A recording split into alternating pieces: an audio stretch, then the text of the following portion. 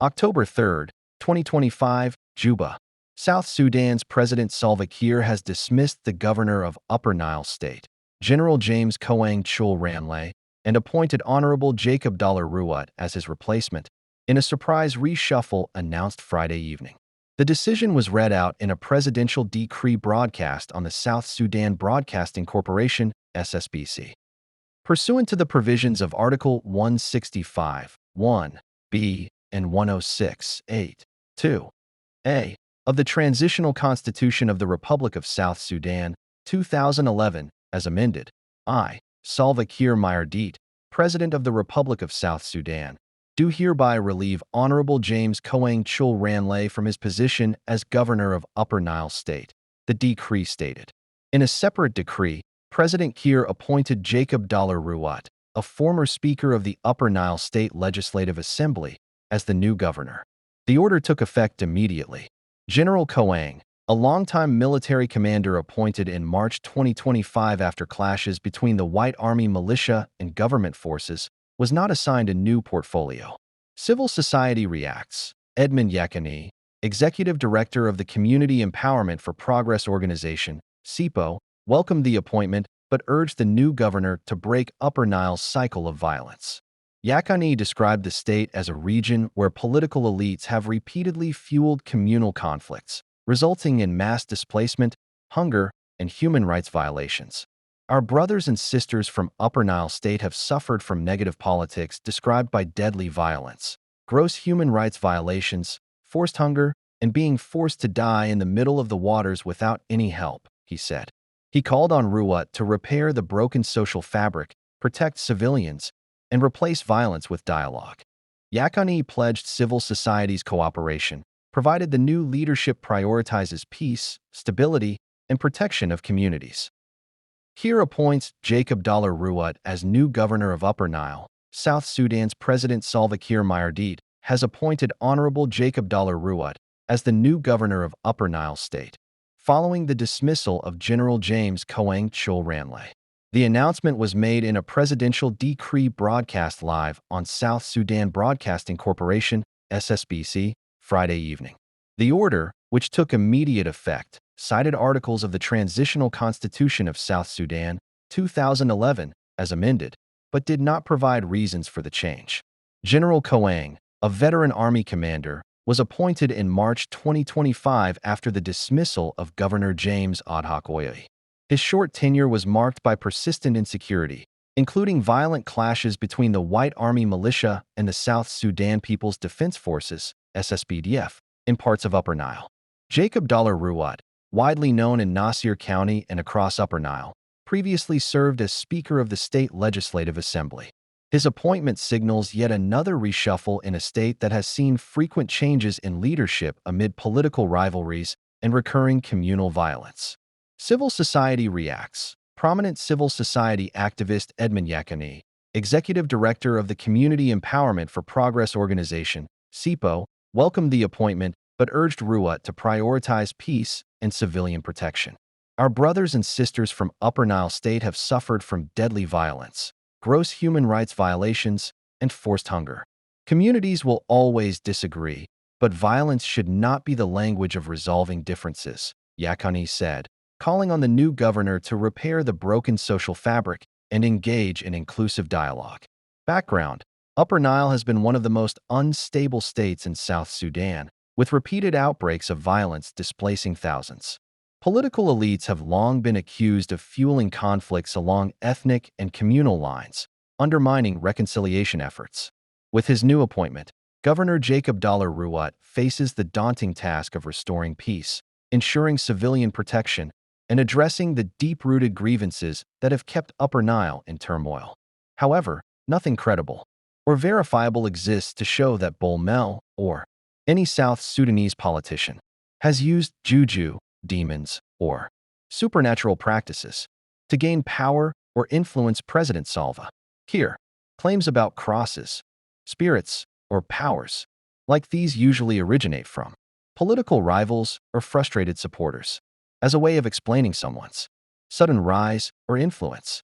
In reality, Bul Mel became prominent primarily because of his business connections, wealth, and political alliances, especially through family ties, being Kiir's in-law, not because of mystical forces. If you'd like, I can break down how Bul Mel actually rose to influence documented facts, contracts, businesses, political ties. Explain why such juju/demon narratives are common in African political discourse. How he rose to power. Key moves and mechanisms. 1. Business and contract-based influence. Bul Mel owns/controls a network of companies, e.g. ABMC Thai South Sudan Construction Company, Home and Away Ltd., ARC Resources, Winners Construction, etc. Through these, he has obtained large government contracts. Many of these contracts, particularly in infrastructure, roads, have been awarded without competitive tendering, single-source contracts, which limits transparency and oversight. 2. Oil for Roads Program. This is a major state program in South Sudan, using oil revenue as backing for road infrastructure. Bul Mel affiliated companies have been prominent recipients of funds under this program. A UN report found that from 2021 to 2024, about $1.7 billion of the $2.2 billion allocated was unaccounted for, and that many of the roads promised have not been built or were of very low quality. 3. Political appointments and party positions. Bul Mel has been steadily appointed to more powerful political roles despite not having a military background or prior role in the SPLM liberation credentials. Some of the key positions he has held: chairperson of the South Sudan Chamber of Commerce, Industry, and Agriculture, principal financial advisor to Kiir, special envoy on certain programs, deputy secretary general of SPLM, then first deputy chairperson of SPLM, vice president, second vice president, with economic portfolio, as of February 2025. 4. Consolidation of power and replacing rivals. Kiir has in recent years reshuffled many senior posts, removing some long-standing veterans and replacing them with people considered loyal to Bul Mel. Examples include replacing heads of government revenue, key positions in state oil company Nile, and installing Bul Mel affiliates in various ministries and bureaucratic posts. 5. Being positioned as possible successor. Many observers think these moves are not random, but are part of a succession strategy, raising Bul Mel's profile, giving him political legitimacy, party control, and proximity to Kiir's power base so that he could succeed Kiir. Allegations, concerns, and legal/sanctions issues. U.S. Sanctions. As mentioned, Bul Mel and companies of his have been sanctioned for alleged corruption and receiving favorable treatment in contracts. UN report on corruption. The UN Commission on Human Rights in South Sudan states there has been systematic looting by political elites, including via Oil for Roads program, with Bul Mel-affiliated firms being major beneficiaries. Poor delivery versus payments. Many contracts given to companies linked to Bul Mel have been paid for, yet the promised infrastructure, roads, etc., has often not been built or is of very poor quality. Parliamentary concern. There have been motions, though sometimes blocked, to hold Bul Mel accountable for economic mismanagement and abuses of office. What is not clearly verified? There is no credible, verified evidence from reliable sources that Bul Mel used supernatural powers, juju, demons, or other occult practices in his rise.